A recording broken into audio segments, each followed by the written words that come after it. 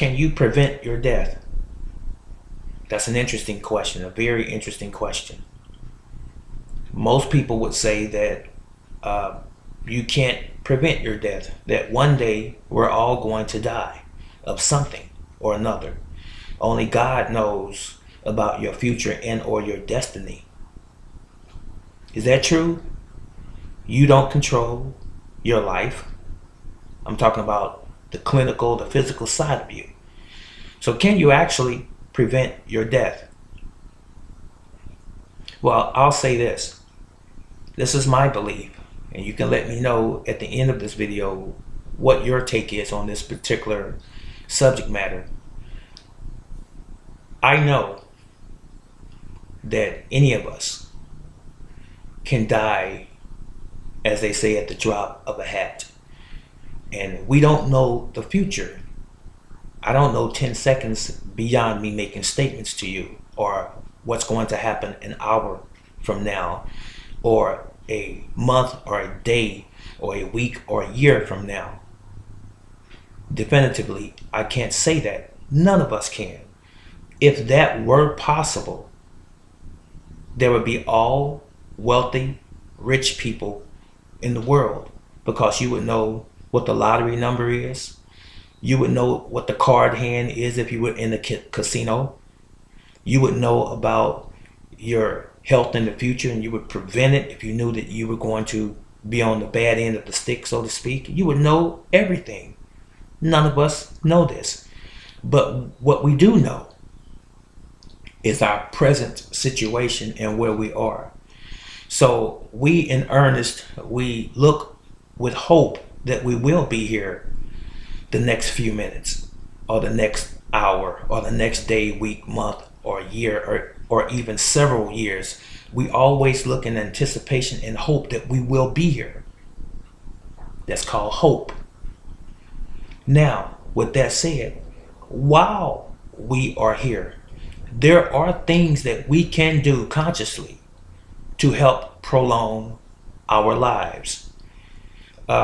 There's an old game, and it's a deadly game. It's called Russian roulette. I'm sure most of you are familiar with it. We should never play Russian roulette with our lives. We're the most intelligent creature on planet Earth, and we do this on a regular basis. For example, we know that certain things that we participate in, or certain practices or habits that we engage in, can be ultimately detrimental, and then in the end kill us sooner than we should actually be leaving this earth. One of those things, for example, is cigarette smoking. Now, most of us know, and I'm being nice when I say most of us, virtually everyone knows that cigarette smoking causes cancer. And you will eventually die as a result of that. Most of us know that drug addiction can take you out of here in a short period of time. And you won't be afforded 40, 50, 60, 70 years of good health. And then the list can go on and on and on. So how can we prevent some of these downfalls in our lives, and how can we extend our lives? It's simple. It really is. I pointed out a couple, but I'll be a little bit more specific. First of all, if you want to extend your life on this earth, that is, if your life is important to you, indeed, and if it is, you will do at least and minimally the following. First of all, take a deep breath and make a definitive decision on taking control of your own life. And stop, cease and desist in allowing corporations and industries to tell you what you should be eating, what you should be putting on your body, what your recreational activities and enjoyments should be. You make your own decisions and don't fall for what society by and large is doing. For example, what you eat determines how long you're going to live on this earth. Whether or not you're going to have coronary disease, you're going to have diabetes, you're going to have hypertension, and so forth. Cancer was one of the other big ones. What you eat. You are what you eat. How long have you heard that? Most of us, people who are baby boomers, we heard that since we were children. So you are indeed what you eat. If you eat anything that is junk food or considered junk food, your body cannot thrive. You're killing yourselves just for a moment's of pleasure. Anything that is processed food, listen to the operative word, processed food, it's going to kill you eventually, sooner than you should die. Anything that is genetically modified, a GMO, genetically modified organism, that's something made in the laboratory that is similar to food, but it's not food. It's something else. It's synthetic. It's not real. It might have some of the characteristics of food, but it's not. Anything that is artificial is going to kill you if you're putting it in your body. Are you following what I'm saying to you, ladies and gentlemen?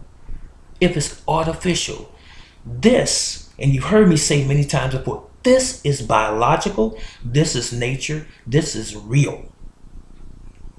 It's not perceived. It's not an idea. It's real.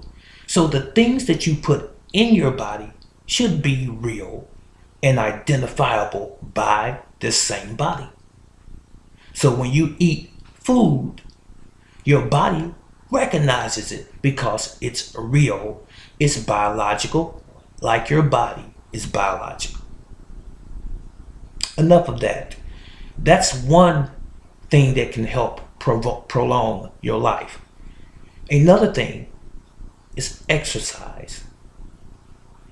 We were not made to be sitting down most of the time with our feet propped up, laying down in an automobile, traveling around on a regular basis, or in some form of public transportation, notwithstanding walking, jumping, running, jogging, push-ups, crunches, jumping jacks, jump rope, brisk walks in the park, breathing fresh air.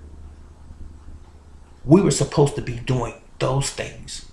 Why is it that animals don't have a problem doing this, but human beings do?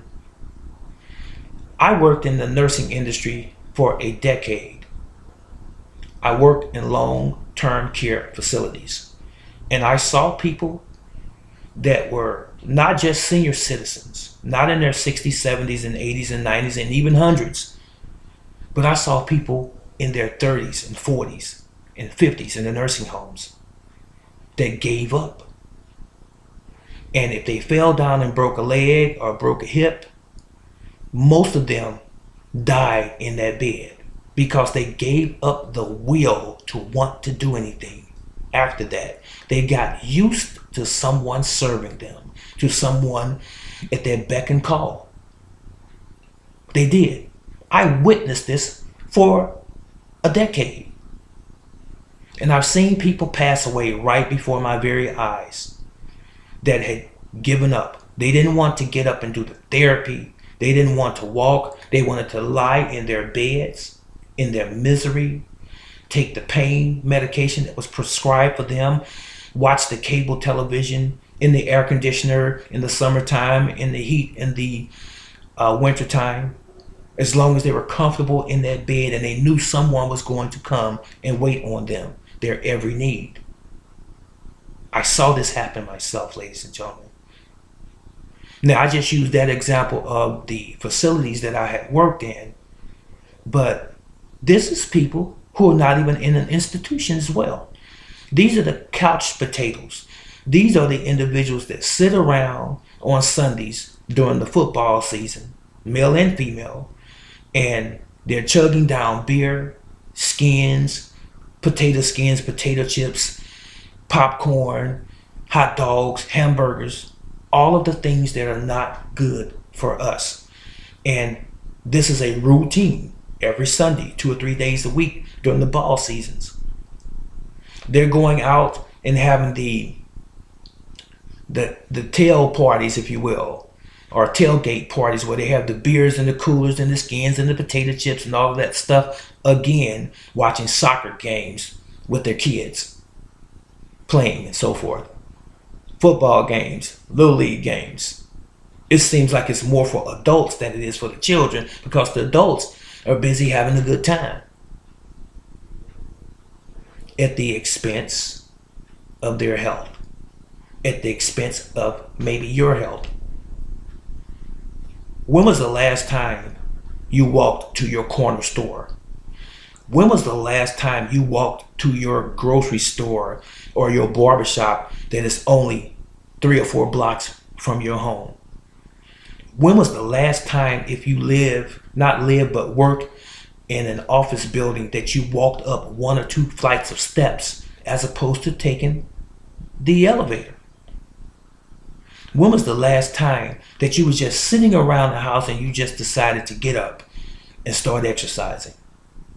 And you did that routinely 2 or 3 times a week, half an hour to an hour. When was the last time you did your own exercises at your own home, as opposed to waiting on that girlfriend to be available so that you both can go to the gym or you both could go to the park for a walk?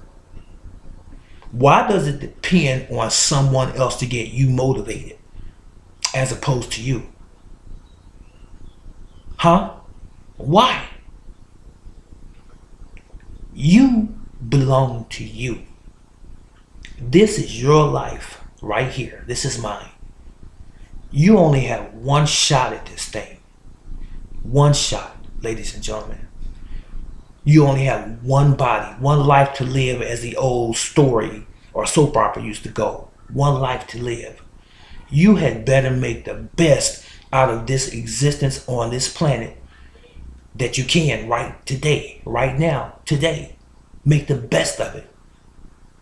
Learn to be proactive and not reactive concerning your own health. What do you mean by that, brother teacher? It's simple. Don't wait until you gain 20, 30, 40, 50, or 100 pounds on top of the frame that you already have to decide to start exercising and working out. The longer you let the problem go, the longer it's going to take care of the problem.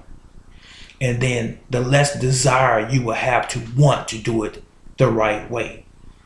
It took time to gain 100 pounds, maybe 50 pounds, maybe 30 or 20 pounds onto your body. It took some time, over a period of time, for you to gain that weight. It's going to realistically take a little time to lose it. And if you're consistent, you will lose it, as opposed to engaging in other not so healthy behaviors and practices, such as going to a doctor, letting them alter your body, putting a band on your stomach, clamping your stomach off, in other words, gastric bypass, I think they call it. Who does that? Liposuction. Who does that? These are invasive procedures, all for the sake of losing weight. Have you lost your mind? Don't you know that anytime you have an invasive procedure performed on you, as it relates to the above, what I said concerning weight loss, that is, anytime you have these procedures done on you, there is a greater risk of you losing your life. Did you not know that? All because you're lazy. All because you don't want to take some initiative and get your behind up off the couch out of the bed and do something. I'm not trying to beat up on you. I'm trying to encourage you. I'm trying to edify you and hoping that you do the right thing for you. You see, that is the wrong things that I just mentioned when you don't take care of your physical body. And then the reactionary part of that is going to be, I'm going to go to the doctor and let them give me a quick fix to repair myself. It's not going to happen. It's not what you think. Gastrointestinal bypass surgery, if you will. Someone sticking a rod inside your fat cells and heating it up and sucking out tissue and fluid. That's going to help. You know you can have a heart attack on the table, right? If you don't have a competent surgeon. And then having plastic surgery afterwards for all of the hanging skin. Let's get real, ladies and gentlemen. Do it the conventional and the traditional and the natural way. First of all, if you have a little weight on your body right now, think on the things that I've already mentioned to you and take some stock in yourself and engage in the eating program that becomes your normal diet, whereby you step away from all of the bad habits that you've had in time past. The junk food, the processed food, the eating late at night, the lack of exercise.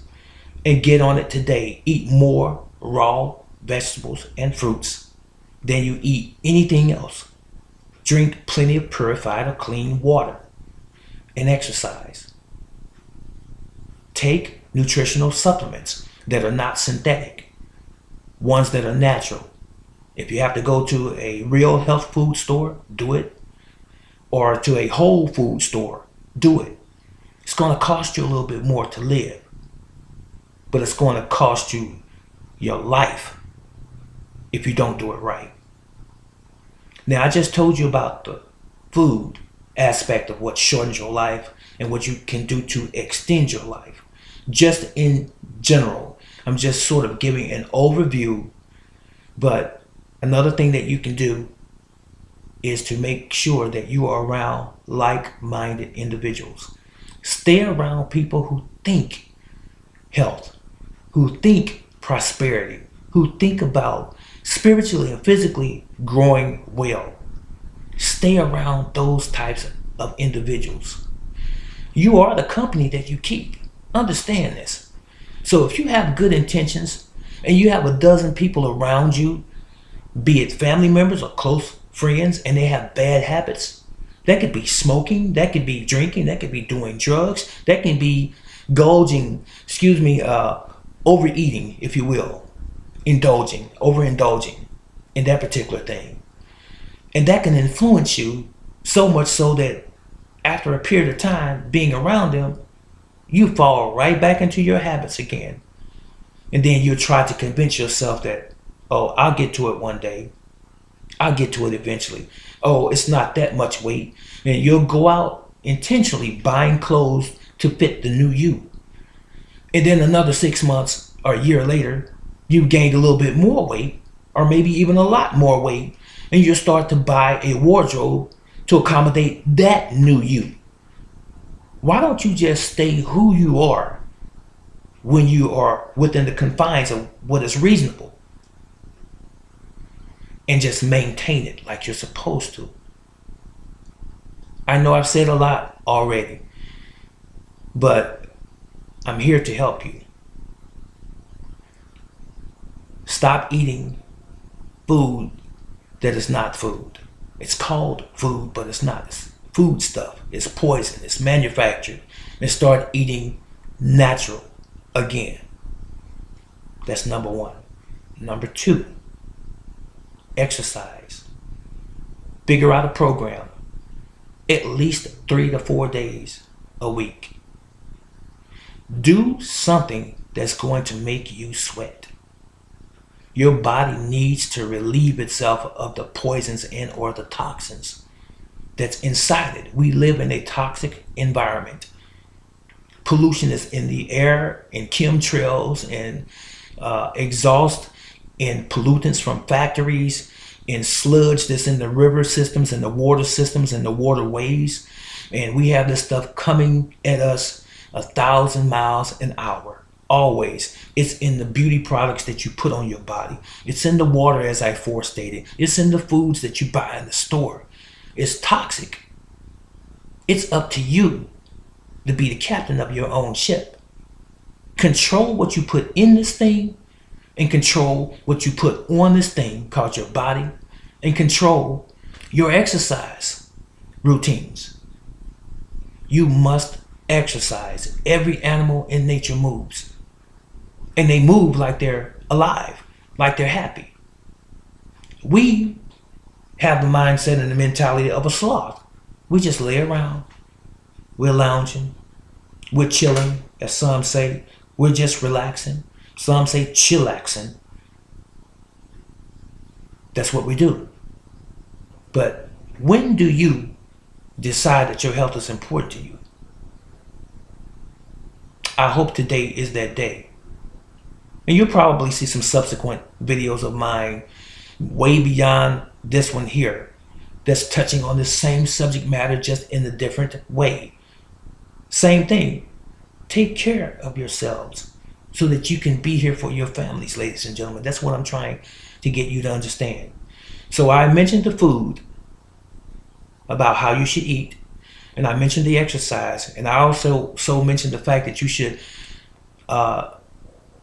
align yourself with other people that think health, that think prosperity, that think about spiritual and physical growth, and living a wholesome and happy life from that standpoint. I did mention those things. And finally, I want to say how you think. You have to think life. I want to live. I have a purpose for living. There's someone that I love, be it my husband, my wife, my children, my grandparents, my aunts and uncles, and my close and dear friends, that I want to be around here and enjoy them as long as I possibly can, and add some value to their lives and they to mine. That is how you have to look at life. You have to reinvent the way you think. You have to rewire your brain the way that it was naturally intended to be wired. That's what you have to do. When you're sitting down with food in front of you, or what you call food, you need to look at that from a spiritual standpoint and say, each spoon and fork that I'm putting in my mouth is nutrition. It is healthy.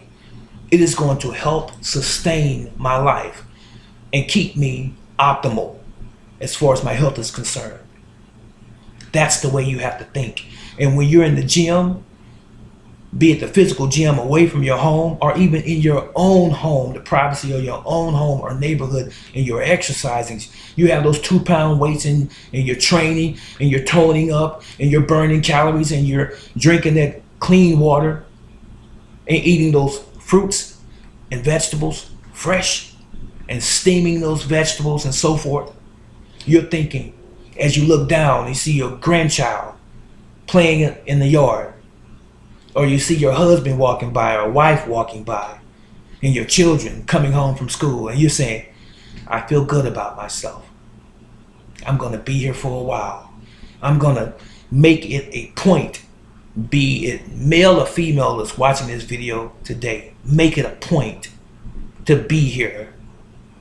And it's all within your control. This is Brother Teacher. I want you to know, and I mean this sincerely, you hear me say it all the time, I do sincerely love you, and I care about you. Yahweh love you. The Almighty loves you, and I love you. And let me know how you are progressing in your health. Leave your comments in the comment section below, and if peradventure this video is of value to you and you enjoy it, share it with your family and your friends. And I hope that it was of some edification to you today. I'll see you in the next video. So long.